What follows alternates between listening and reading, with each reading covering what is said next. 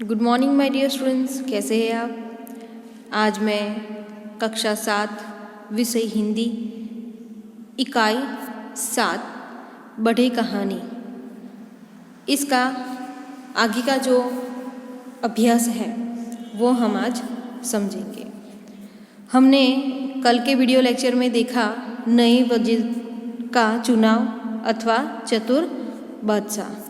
फिर दूसरी कहानी हमने समझी कि बकरी और भेड़िया।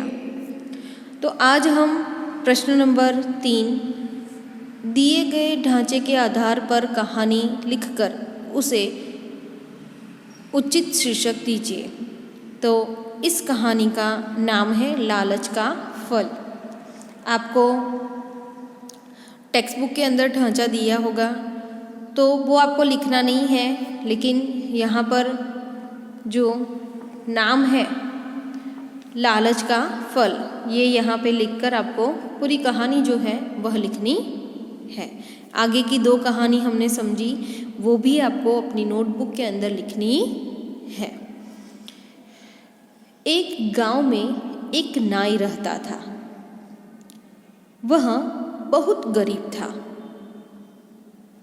एक दिन वह एक सेठ की हजामत कर लौट रहा था कि एक गांव था, उस गांव में एक नाई रहता था कि वो नाई जो है वो बहुत ही गरीब था। तो एक दिन एक सेठ की हजामत कर वह वापस घर लौटता है। रास्ते में उसे एक मुर्गी मिल गई। रास्ते में उसे क्या मिला? मुर्गी मिलती है। वह मुर्गी बहुत चमत्कारी थी कि वह मुर्गी जो है वो बहुत ही चमत्कारी थी। वह रोज सोने का एक अंडा देती थी कि वह मुर्गी जो है वह हर रोज एक सोने का अंडा देती थी। कुछ ही समय में नाई अमीर हो गया। कुछ समय बीतता है तो कुछ समय के बाद वह नाई जो है वह अमीर हो जाता है। शहर भर में उसकी चर्चा होने लगी कि सारे शहर में उसकी चर्चा जो है वह होने लगी। लोगों में उसकी इज्जत बढ़ गई कि जो पहले नाई था कि जो बहुत गरीब था तो उसकी कोई इज्जत करता नहीं था, लेकिन जब से उसको वह चमत्कारी मुर्गी है मिली है तो वह थोड़ा थोड़ा यानी कि समय बीतते ही वह अमीर हो जाता है और अमीरी के कारण वह सब लोग उसकी इज्जत करने लगते हैं। एक दिन नाई ने सोचा कि इस मुर्गी के पेट में तो सोने के बहुत सारे अंडे होंगे कि नाई जो है तो उसके मन में लालच पैदा होता है और वो सोचता है कि मुर्गी के पेट में तो सोने के बहुत सारे अंडे होंगे। यदि मैं इसका पेट चीर डालूं तो सोने के सभी अंडे मुझे एक साथ मिल जाए। यहाँ पर उसके मन में लालच पैदा होती है कि वह यह सोचता है कि यदि मैं इसका पेट ही चीर डालूं तो सोने के सभी अंडे जो है वो मुझे एक साथ ही मिल जाएंगे। उनको पाकर मैं बहुत धनवान बन जाऊंगा। कि वह क्या सोचता है कि उसको पाकर मैं बहुत ही धनवान बन जाऊंगा। तो वो यह सोचता है। आगे ऐसा सोचकर नाई ने मुर्गी को मार डाला कि ऐसा वह सोचता है और ऐसा सोचकर ही उसने क्या किया, मुर्गी का पेट जो है वह चीर डाला और मुर्गी मर जाती है। उसे मुर्गी के पेट में से एक भी अंडा नहीं मिला कि मुर्गी के पेट के अंदर से उसे एक भी अंडा मिलता नहीं है। अब उसे सोने के अंडे मिलना बंद हो गया कि जो मुर्गी हर रोज़ उसे एक एक अंडा देती थी सोने का, तो उसने क्या किया, उस मुर्गी का पेट चीर डाला और उसके अंदर से एक भी अंडा नहीं निकला। तो अब वह मुर्गी के मर जाने के बाद उसे एक भी अंडा नहीं मिलता। नाई को बहुत पछतावा हुआ।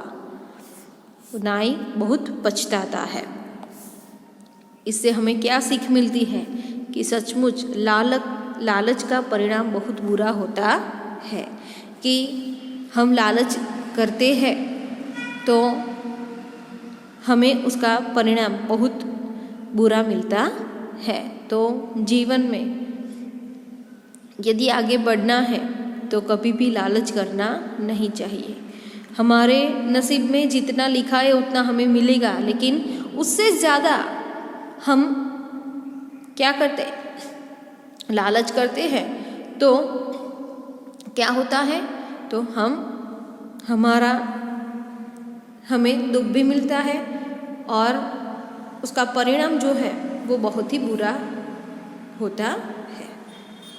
आगे प्रश्न नंबर 4, नीचे दिए गए चित्र के आधार पर कहानी का निर्माण कीजिए।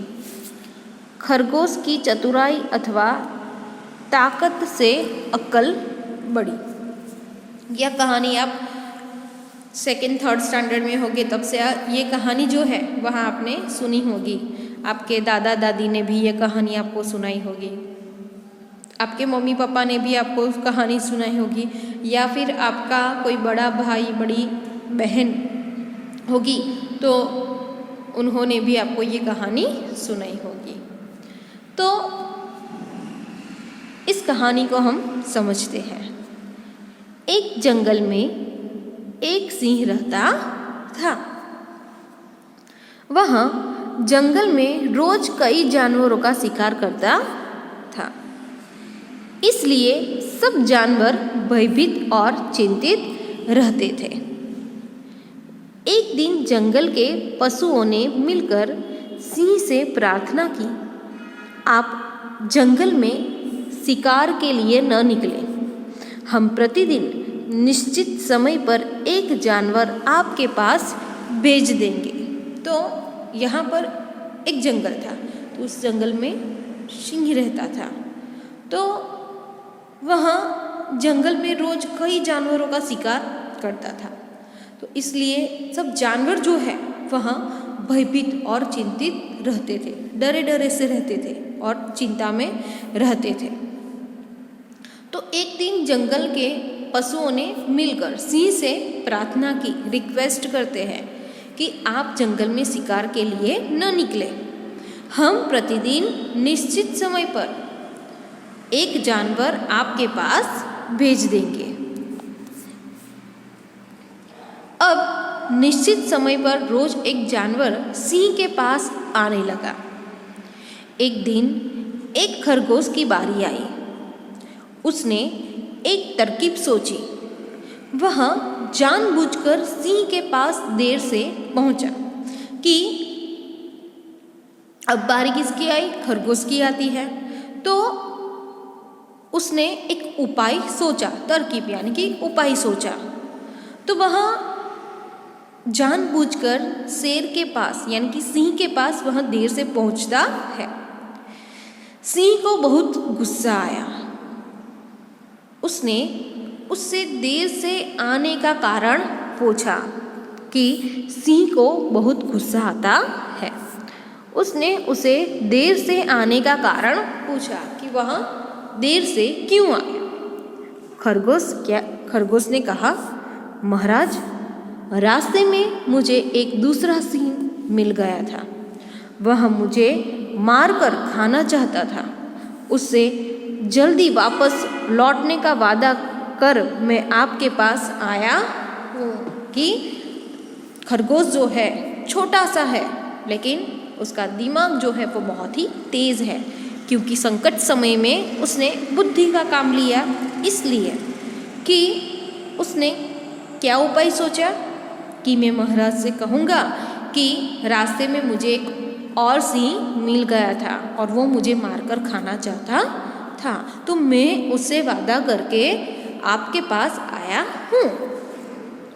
जंगल में दूसरा सिंह होने की बात सुनकर सिंह आपे से बाहर हो गया कि जंगल में दूसरा सिंह होने की बात सुनकर वह सिंह जो है वह अपने आपे में रहता नहीं है, क्रोधित हो उठता है और गरज कर बोला, चल दिखा मुझे कहाँ है वह दूसरा सिंह, मैं अभी उसका काम तमाम करता हूँ। वह गुस्से में था और वह क्या कहता है गुस्से में कि मैं अभी उसका काम तमाम करता हूँ, यानी कि उसको मार दूंगा। खरगोश सिंह को एक गहरे कुएं के पास ले गया और बोला, महाराज इसमें छुपा है वह दुष्ट। कि वह खरगोश जो है वह कहता है कि इस कुएं के अंदर वह दूसरा शेर जो है वह छिपकर बैठा है। सिंह ने कुएं में झांका, कुएं के पानी में उसे अपनी परछाई दिखाई दी। उसी को दूसरा सिंह समझकर वह कुएं में कूद पड़ा और डूबकर मर गया। कि वह सिंह ने कुएं के अंदर झांका यानी कि देखा तो कुएं में उसकी ही प्रतिबिंब यानी कि उसका ही परछाया जो है वो उसे दिखाई देता है। तो उसे ऐसा लगा कि सच में दूसरा शेर यानी कि दूसरा सिंह इस कुएं के अंदर है। तो उसने क्या किया कि उसको मारने के लिए वह कुएं के अंदर छलांग लगाता है और वह सिंह जो है वह डूबकर मर जाता है। खरगोश की जान बच गई। जंगल के दूसरे जानवरों ने भी राहत की सांस ली और खरगोश को धन्यवाद दिया।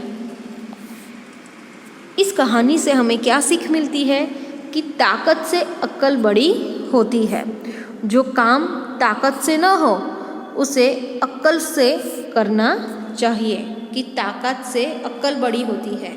कि हमारे पास कितनी भी ताकत क्यों ना हो, लेकिन यदि हम बुद्धि से काम नहीं लेते हैं तो वह ताकत हमारे कोई काम की नहीं है। तो यहाँ पर खरगोश जो है वह इतना छोटा है लेकिन उसका दिमाग जो है वो बहुत ही बड़ा है, यानी कि उसका अक्ल जो है वो बहुत ही बड़ी है। तो यहाँ पर यही हमें समझाया गया है कि जो काम ताकत से न हो उसे अक्ल से करना चाहिए।